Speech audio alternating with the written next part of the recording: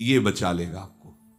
थोड़ा भी नाम जप हुआ है तो अंतिम समय जो चित्र आने वाला आपका है, जो आपकी फोटो खींचने वाली है अगले जन्म की, उसमें भारी पड़ जाएगा नाम, आपको बचा लेगा। अगर उस समय भगवत स्मृति आ गई तो कहना क्या है, अगर नहीं भी आई और कोई संसारिक चित्र आ गया, भजन बहुत कम किया है, दुर्गुण दुराचार बहुत अधिक हुए, तो अगली योनि मिलेगी पर वो महामंगलमयी होगी।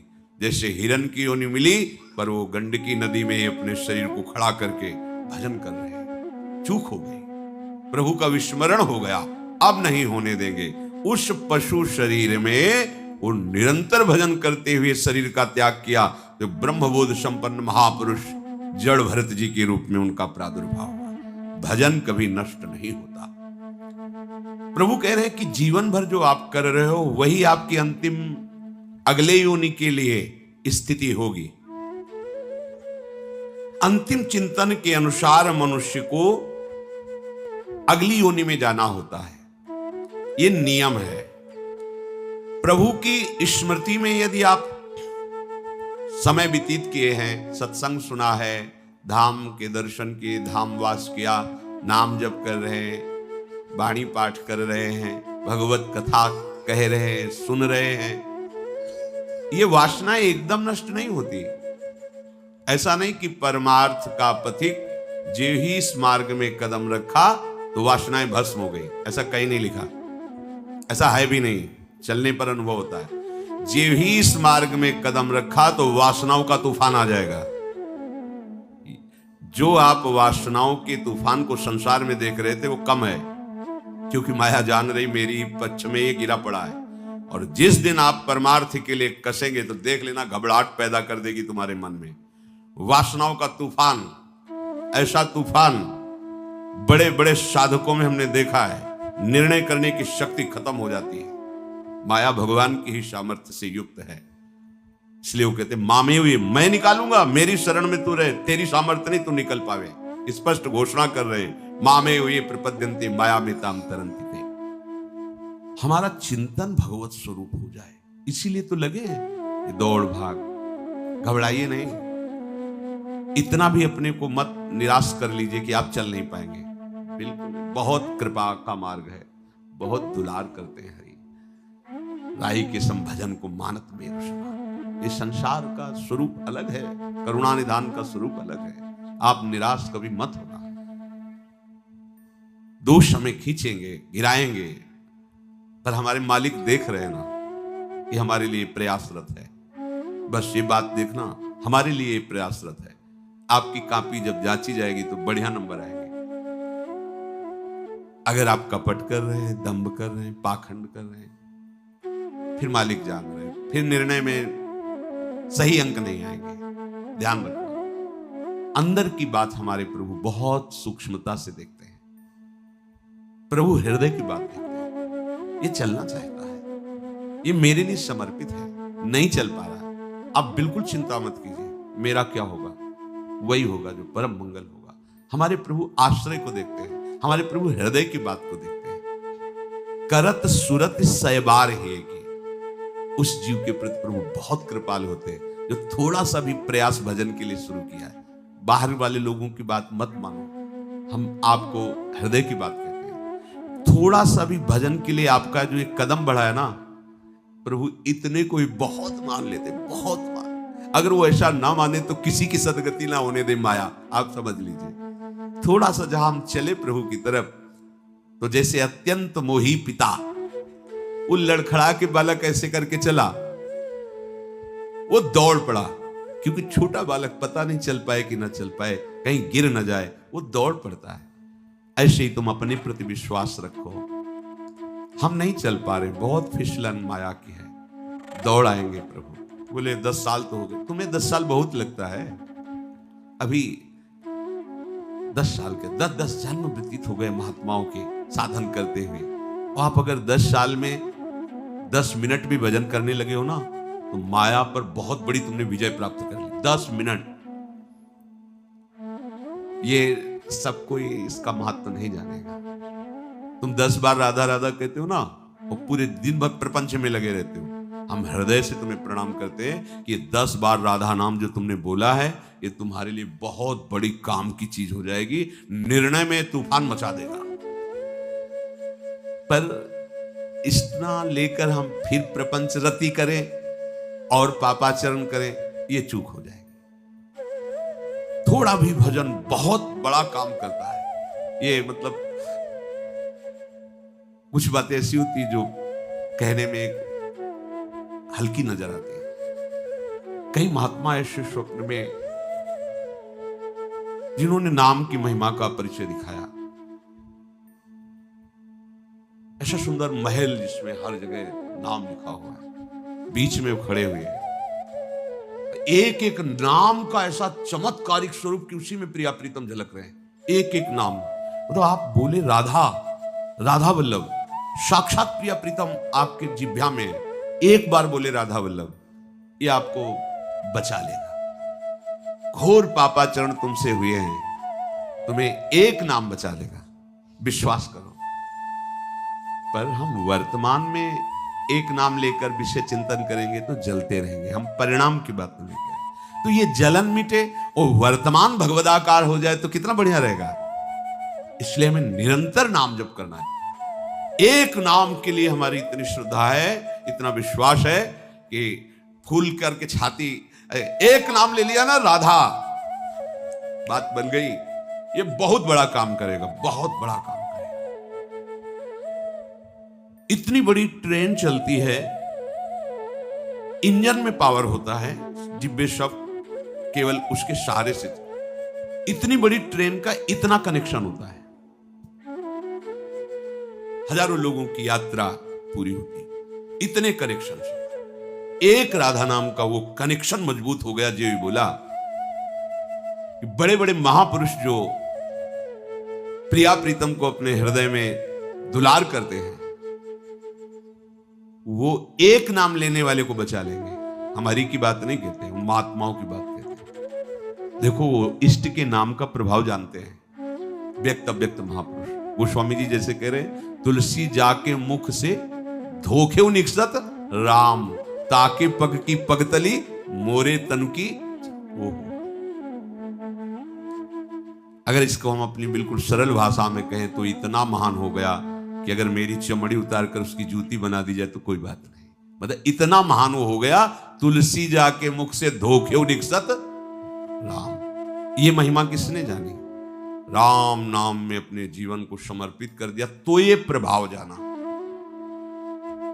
श्री राधा नाम, कृष्ण नाम आप उच्चारण के थोड़े भी अब आपको भयभीत नहीं होना, पर प्रमाद करके विषयों की तरफ भी नहीं जाना है।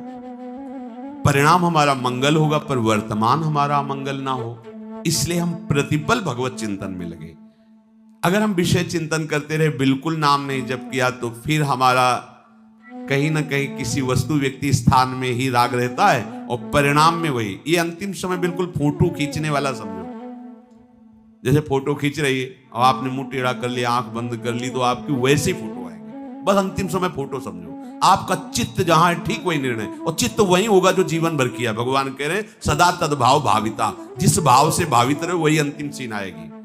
हमें सदैव भगवत भाव से रहना है। हमारा भगवत भाव तभी रहेगा जब हमारे हृदय की भक्ति हर समय प्रकाशित रहे, मंद ना पड़ने पाए।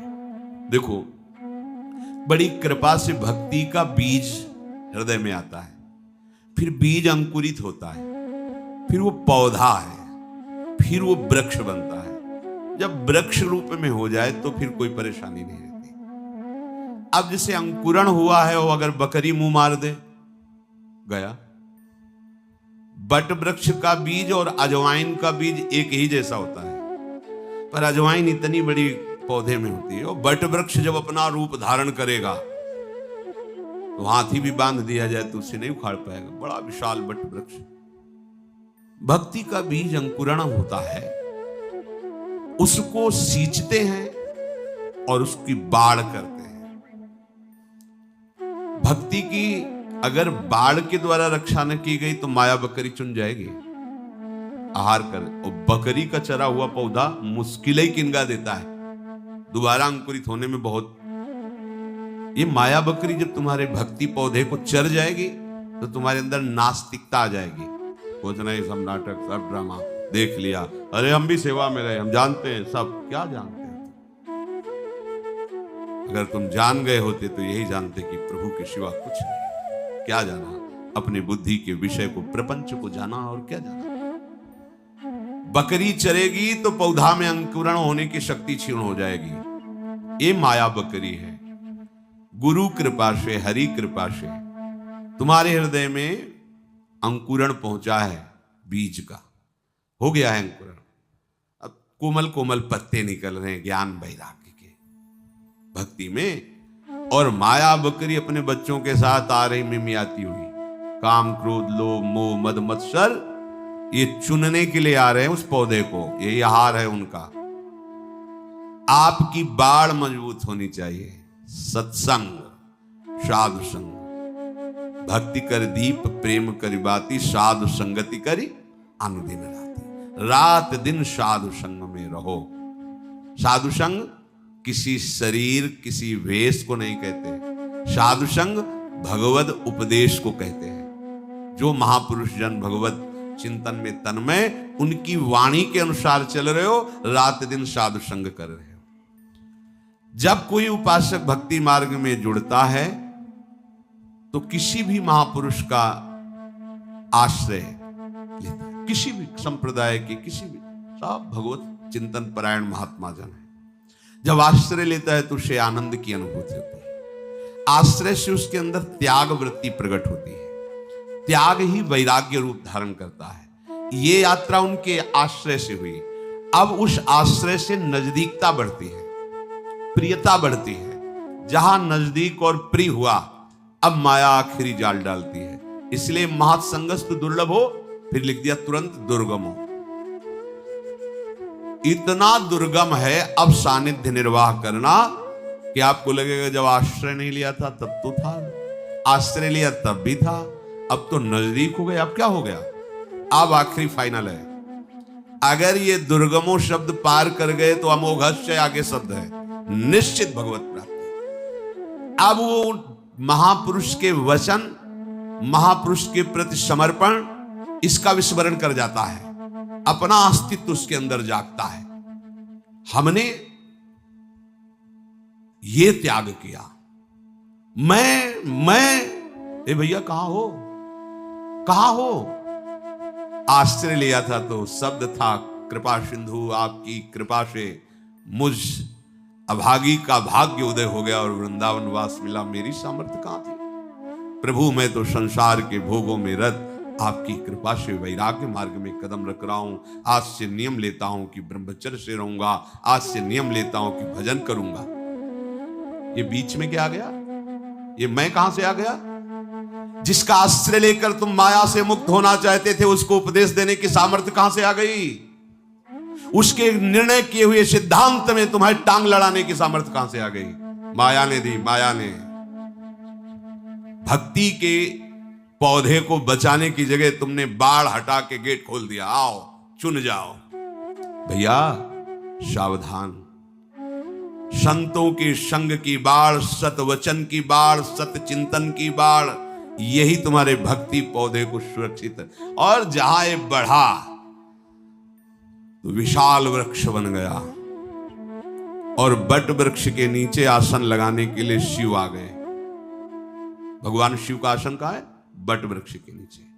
बट विश्वास अचल निज धर्मा। अपने भागवत धर्म में, प्रेम धर्म में अटल श्रद्धा, गुरु निष्ठा, नाम निष्ठा, धाम निष्ठा, सब कुछ नष्ट हो जाए, धाम नहीं छोड़ सकता। मुझे घोर दुर्गति प्राप्त हो लेकिन नाम नहीं छोड़ सकता। मेरा जगत चाहे मिलकर के सर्वनाश कर दे, हे प्रिया प्रीतम आपको नहीं छोड़ सकता। ये बट विश्वास अचल निज धर्मा। तो बैठ गए शिव लगा करके आसन उसी जगह। शिव कल्याण, शिव ज्ञान समुद्र, शिव समदर्शिता, ये जागृत हो गए। हर शोक भय नहीं मन माही। अस सज्जन मम उर्वस कैसे, लोभी हृदय बसे धन जैसे। उपासक को इस माया के आकर्षण के, माया के द्वारा प्रकट किए हुए प्रपंच के, माया के द्वारा प्रकट किए हुए नानात्व, भेद बुद्धि, दोष दर्शन, इससे अपने आप को बचाना है, उसमें कुदाना नहीं है। बहुत बढ़िया अवसर है ये। तो सौभाग्य मानो कि तुम्हें रोज सत्संग मिल रहा है। गांठ लगाते हो फौरन खोल करके कैसे फैला दी जाती है, मत लगाओ मत लगाओ। रोज हम गांठ लगाते हैं, माया से संबंध की रोज गांठ लगाते हैं। भगवत कृपा, गुरु कृपा रोज उसे खोल रही है। अरे भैया, जो मेन गांठ खोले नहीं, वहां तक पहुंचने के लिए हमें आगे बढ़ना है। तुम तो फिर नई गांठ जोड़ रहे हो, फिर तुम नया बंधन स्वीकार कर रहे हो, राग द्वेष का, गुण दोषों का, फिर नए जन्म की तुम रचना। छोड़ इसको, अभी तो मेन पे पहुंचना है, जड़ चेतन की ग्रंथि का भेदन करना है। उपासक समझे, जिसके आदेश और वचन पर आश्रय लेकर तुम इस ऊंचाई पर आ गए, धामवास, भोगों का त्याग, भगवत प्राप्ति के लिए नहीं जानते हुए भी उनके बताए मार्ग पर चल दिए, तो तुम्हें विश्वास होना चाहिए कि लक्ष्य भी मिल जाएगा। अब तुम ज्ञानी मत बनो, अब ज्यादा बुद्धि दौड़ाने की जरूरत नहीं है। तनुवांग मनोभिरमलई सोहम तविवाश्रिता। आप जो चाहे जैसे चाहे नाथ, बस मुझे आपका भरोसा, आपका दृढ़ निश्चय, आपके लिए ही जीवन। हमारा हृदय भक्ति से लबालब भर जाए। देखो, नाचने का मन हो, रोने का मन हो, ऐसा लगे कि प्रभु मिले तो दौड़ के लिपट जाऊं और कहूं प्रभु अब कभी मत छोड़ना। ऐसी भावनाएं बननी चाहिए। यहां हम बैठे भावना क्या बना रहे, सोचो। तद्भाव भाविता, आप क्या भावना बना रहे? तुम्हें रोना आना चाहिए कि यार, जो इतने महीने, इतने साल वृंदावन वास करते हो गए आपके महल में, एक बार भी लाडली जी मुझे ऐसा नहीं लग रहा कि आप हो यहाँ, मुझे दिखाई नहीं दे रहा।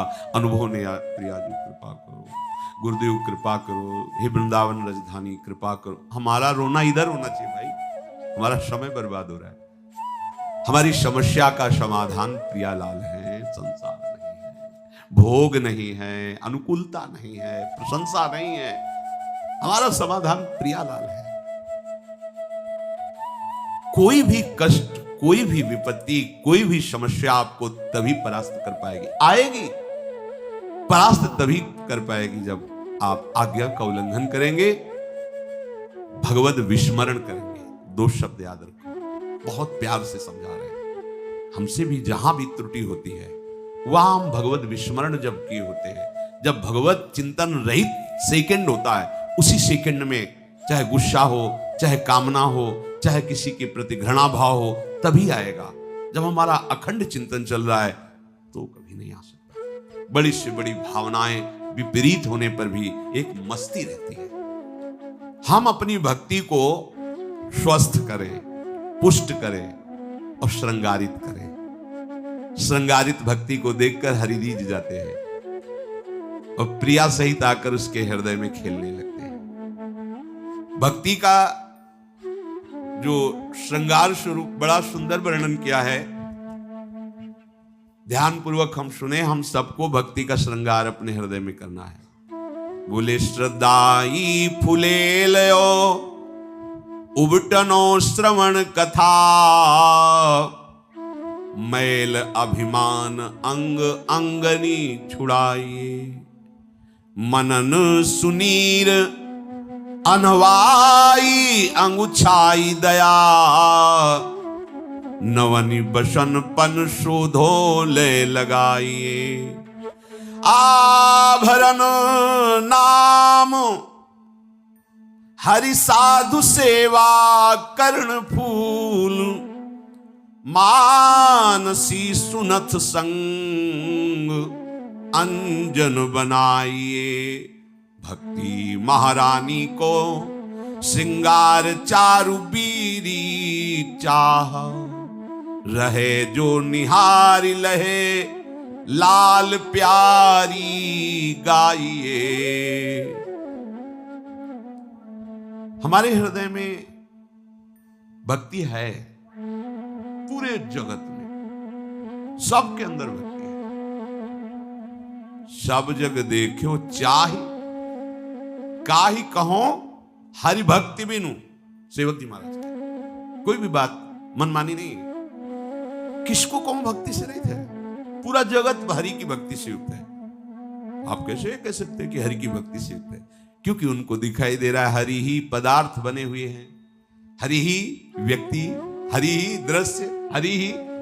तो तुम किसी पदार्थ की भक्ति कर रहे हो तो महापुरुष क्या देख रहे? तुम हरि की भक्ति, पर तुम जानते नहीं हो कि हरि है, इसलिए तुम्हारा हृदय असंतुष्ट है, तुम्हारा हृदय दुर्गति की भावों से युक्त होकर दुर्गति का भोग कर रहा है।